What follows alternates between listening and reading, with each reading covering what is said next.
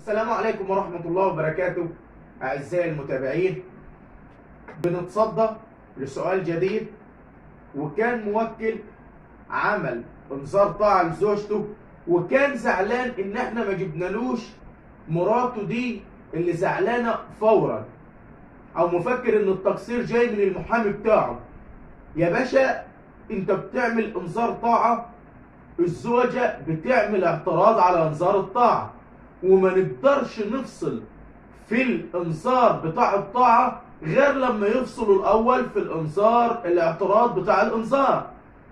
لكن لما يجي الاعتراض بتاعها يترفض ان المسكن شرعي او مش شرعي، وهنتكلم تفصيلا في فيديو خاص عن الموضوع ده. إذا رفضت ترجع بتكون ناشز، وهنقول عن الحقوق اللي هتسقط عن الزوجة. أما إنك أنت عايز تفصل في إنذار الطاعة قبل ما المحكمة تفصل في الاعتراض، ده كلام مش قانوني ومش منطقي. انتظروني في فيديو جديد ومعلومة جديدة.